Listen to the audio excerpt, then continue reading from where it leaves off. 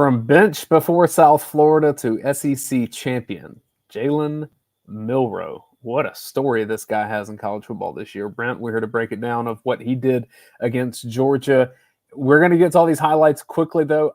I just want your overall thoughts because I watched this. Like, he didn't beat Georgia with his arm here. Like, he had some throws. There were some plays, but this is mostly him, like, I think it's what you just said. He made plays. Like, it doesn't look pretty. Like, Georgia covered the deep ball for the most part in this game. But you know, it doesn't look great, but he makes plays. Like the throw he made, yes, it was incomplete and the review and all that stuff should have happened, but the throw was insane. Yeah. The little flip play that we're going to show later, like he just made plays and made plays with his legs. He's a freak athlete because that's why I think Bama is going to be interesting in the playoff against Michigan, because when your offense is not built on just consistent, like you're a lower success rate type team, and you're built on explosive plays and just greatness from an individual athlete, sometimes that can go the other way. And that's why I thought, like, the more I thought about this game, the more I looked at this game, I thought Georgia might win by like 2 touchdowns because of those inconsistencies. Yeah. But Georgia didn't take advantage of it offensively, and Bama played good defensively. We're brought to you by ESW Distillery and Breda Pest Management. Some of the inconsistency showed here in the first drive. I mean, I think wasn't this the first play of the game? Like, I think it was, yeah. Shot, like they were just like, we told you all about, hey, he's going to take deep shots.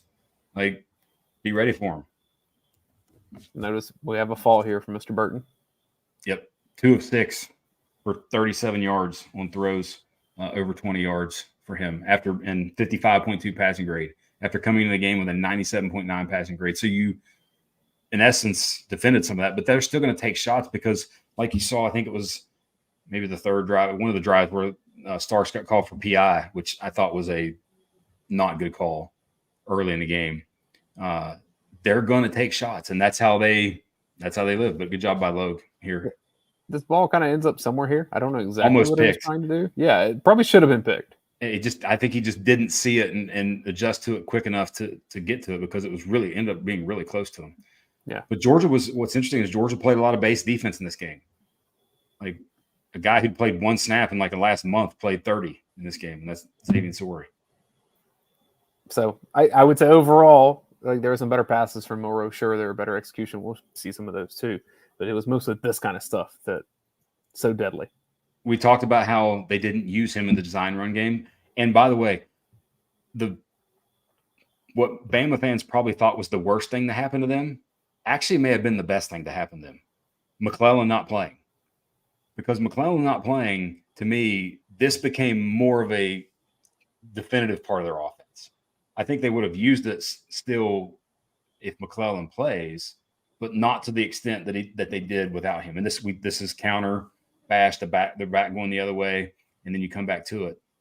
The one thing with this, couple different things. One, he averaged like almost 7 yards per contact after contact per carry. He only had 64 yards rushing. 77 of those were after contact. Yeah. Like, so he hit in the backfield, still got 5 yards. You know, like he's touched here, boom, there, and still gets 4 more. And then the other thing with this is, like, rewatching this game. I hear your tone. No. Back it up more. Back it up more. Back it up to the snap, because this player is unfortunately going to get highlighted a couple times, and that's number 7. You said 7? Right there. Yeah. You get caught inside, and you're 6'5", 250, and that's 5'11", 200 walking you. Yeah. Like, still going. Mm. Like, now, one guy that's how they get the edge on you. In a different video where we're going to rave about some of the things Georgia's defense was able to do to slow down Alabama, I'm going to rave about Javon Bullard's performance in this game. Look at him get in here, fight. You talk about size difference. Boom. Yeah. That's about at least 125-pound difference, probably. Yeah, just finds a way. I thought really great game tape for Javon Bullard. Like, he played super hard. He always does. And he's one of the better players that Georgia's had. And really the defense for last year. He's emerged, and you saw what he did last year, and I do think his time at Georgia's done, and it's been a great run. Very much so. So we talked about spies a lot, and Gary Danielson pointed out quickly. Sometimes they had 2 spies right here. It's the one. It's and what's interesting looking at the game is Georgia was in heavy sort of a lot of times base personnel, like only 4 DBs on the field on first down, and would be aggressive on first down. But most of the game, this was their second down strategy, was the sort of must rush where we're just gonna kind of keep him there. And you almost got him there, Brinson. Another time you did get him, but again, he just gets away, and because he's such a great athlete, boom, first down. I would have blitzed the ever-loving I don't know what out of him just to speed him up. You do know because what. You said afraid, but you do know what. But just because when you leave all this time for him, he's one, either going to beat you eventually with his legs, or 2, find receivers down the field. And that's a lot of their big plays were just him having 4 seconds to throw. Yeah. But again, you got to be able to get him down. You just couldn't. Personnel note, saw probably more of Xavier Sorey than we've seen in quite a long time. About 30 snaps he played after one the last month or so. And I think a lot of that was him being speed size combo to be able to potentially tackle him. Yeah. This is not my illustration. This is Gary. Yeah, it's Gary. For the last time, Gary, so I had to mention you. Before you get relegated to, Minnesota versus Purdue on a whatever time they play on CBS next year. So this play is interesting because Bama this is coaching. They just outcoached you here. Because look at the personnel in the field for Alabama. 3 tight ends.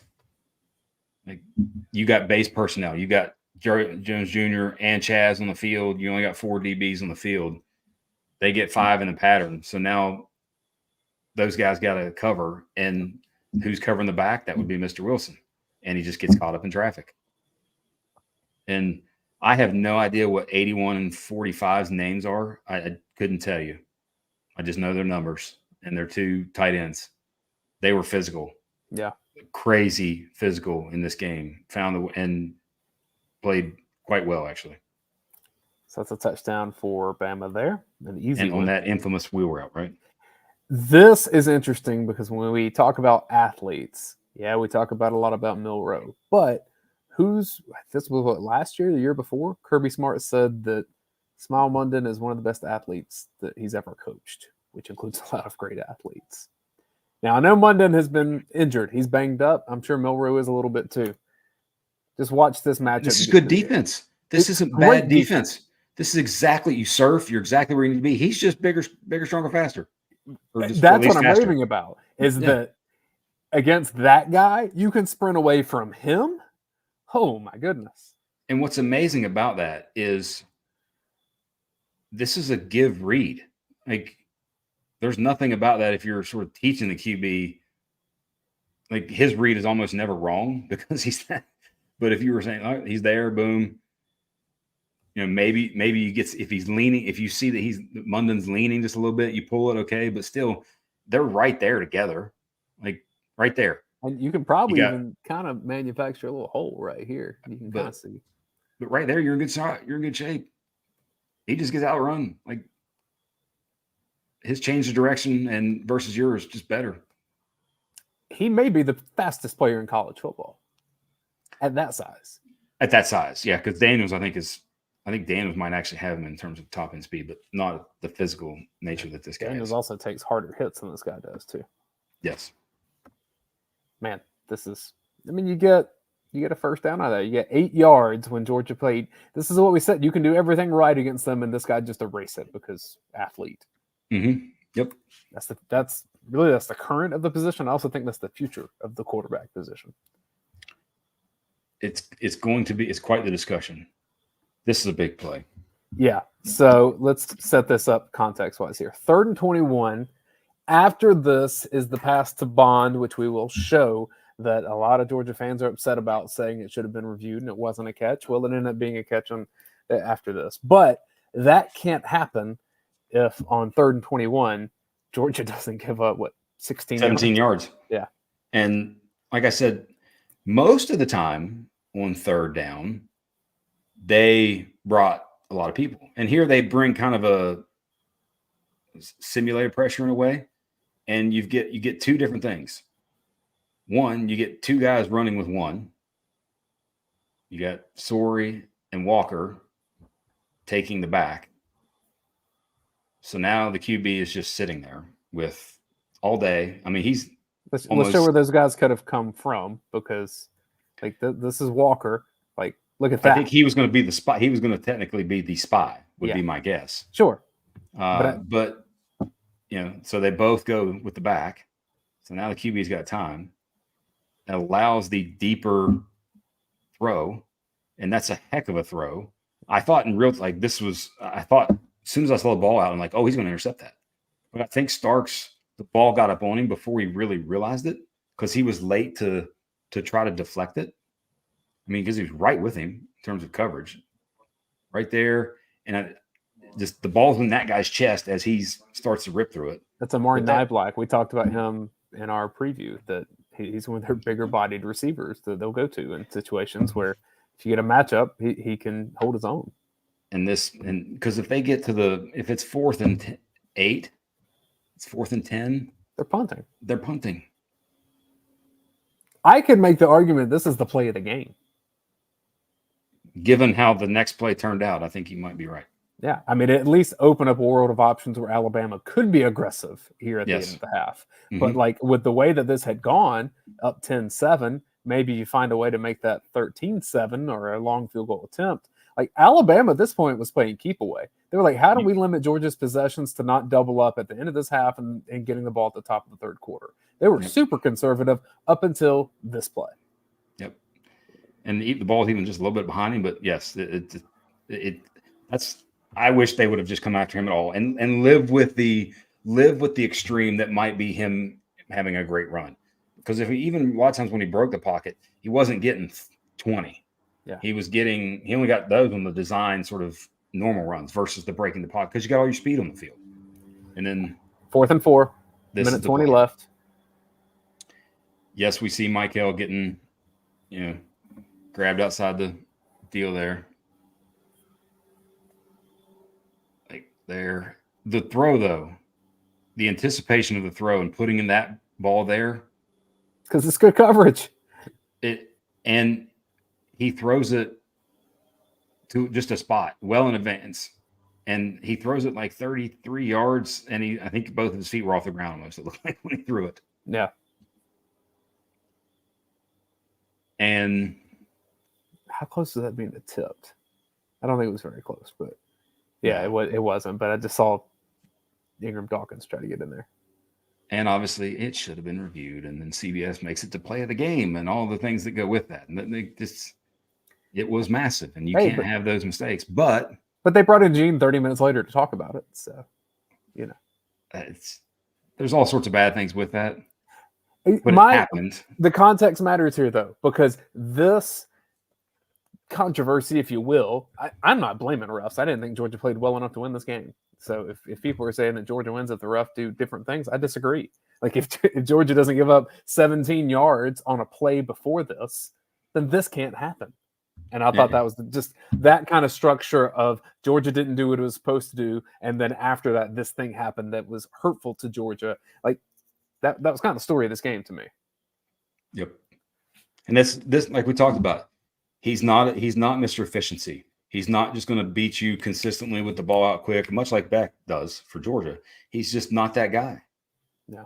But he might make 5 huge plays a game that swing the outcome. Yeah, they take swings, all right. This is second half, going for a shot here, and it's underthrown. And again, this is what leads to their inconsistencies, where like this one, there's no pressure. He just kind of chucks this one. And I think a lot of that, but it's like we actually dealt with this, and I've dealt with this in a lot of like youth football games where you're like, if we just prevent the big play, like they're not going to teams, they don't run a good enough offense, they're not consistent enough, or they're not diverse enough, whatever that may be, but they might hit a lot of big ones. And they try to do it to loosen you up to be able to run the football. There's your pair of spies. Again, I would have come after him like all the time. And thank you, Chief 18 Wheels. Appreciate that. So this time you escape. Michael here. I mean, Tyke Smith. Man, if he could have found a way to stay on his feet, it's hard to when you're a smaller guy getting back there with the offensive lineman pushed around. But if he stays on his feet, you like his chances to at least make a play there. Yep. And any other QB goes down right there. Yeah.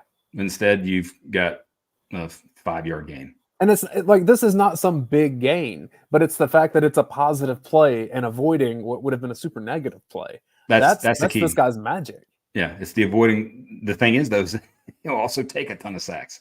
Yeah, which is amazing. Like the extremes with which you live with this guy. That's why I would just come after him consistently, like I said. But yes, it's you get this. This is after the 3rd and 21. This is another nominee for play of the game because this was straight backyard ball. 3rd and 2.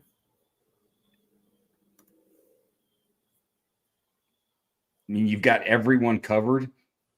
You have the spy, but Bond does a phenomenal job of just hitting the absolute brakes because he's coming across the other way. He's covered coming across the way, and then he just hits the brakes and completely goes back the other way. And the flick, like that's just backyard ball, all of it. And you can't defend that when those guys are going to make that play. You can tell that's his receiver. I know a lot gets made of Jermaine Burton, mainly because he played at Georgia, and so there's that connection. And even the video that came out after, Bond's his go-to guy. Yes, most targeted receiver by far, by 20. I mean, if you need evidence, when they had 4th and forever against Auburn, where'd the ball go? Yes, and 4th and 4 in this game. Yeah. It went to him. All right, so this, I thought, was one of the more impressive things just of everyone knows the situation. Georgia's trying to get the ball back. They've just scored. Alabama has it. They have a lead. They need maybe a first down, possibly 2, just to ice this game. And they come out on first down. And they go empty, Brent. And I think you told me, I saw this. I knew empty. I knew what the play was going to be. I wrote power read. Yeah. Except this is not a read. This is 100%. He's running. And what's crazy about it, and this is what's amazing about understanding sort of game situation here. Understanding game situation, they're up 3. They're not they don't want to turn. They don't want to. If they're not handing it to the running back, you think they're going to hand a jet right here and give it to somebody who hadn't touched the ball the whole game? No. But you had 2 or 3 defenders still, the mental game that you're drilled into the defender to play the keys and do what you're sort of supposed to. Look what Mundan does. Boom, boom, boom, outside, and then comes back in instead of just flowing forward at the QB. And understanding that the ball is not coming out of Milroe's hands. But this is power read. This is Georgia Tech. This is what Georgia Tech did, except he didn't read it. He's just straight up running it. And then his insane athleticism, little hole gone. Visually, this is why, just based on the context of needing to get a first down, Alabama, and I know that there are other players spread out, but just especially the Sky Cam looks at it. Alabama's telling you, this is our guy, and we're either going to win this game or lose this game based on what he does right now. Yep. That's the level of trust and confidence that he has earned from them. And yeah, probably ought to, because he's fantastic, and he made a really smart play at the end here to get down. Yep, and there you go. Hello, you Connor never got Norman. I hope you're doing well. Then you need you don't get the ball back. Which think about that, by the way. Once it was 20-17, Bama had 115 yards of offense, touchdown, ended the game, victory formation. You didn't stop them. You got to within 3, and then they pushed it down your throat. Yeah, unfortunately. Well, Georgia may lobby to move that SEC championship to Nashville in that new fancy stadium that's being built up there if Alabama's in it. But this changes too, because it's not East and West anymore. And right. So Georgia could find a whole different variety of teams to play. Georgia's going to be in the mix for a while. Alabama's going to be in the mix for a while. They're just too good of programs not to be. Here's one interesting schedule note, Brent. If this ends up being a Bama-Texas rematch for a title, Georgia has to go on the road to both those places next year. Yes. And both of them likely maybe have their quarterback back. Uh-huh. and Georgia will see. Yeah, that's one that I don't know. That's an interesting one. But once again, I think to sum up this video, in these kinds of games, typically the quarterback that makes, I don't even want to say more plays, but the most explosive plays, opportune plays, whatever you want to say, game changers. Yeah, the one that does that tends to win it. And the team that struggles to find that, and it's not always that like this quarterback's definitely better than that quarterback. Sometimes it is. I don't think that was the case necessarily here. Milroe did the things that he does well more frequently than Carson Beck did. Yeah, and the mobility part is just vital when you put talent that's such an equal level. And that's looking back at this for me. To me, Alabama is the only team in college football to beat Georgia this year because of the matchup, because of how they're built with the secondary and the edge guys. I think Alabama can lose to Michigan. I think they could kill Michigan. I think they could lose to Texas. I think they could kill Texas, watch all of them, just because they live in those extremes because of his inconsistencies. But what happened? What was going on early with him? The inconsistencies were turnovers.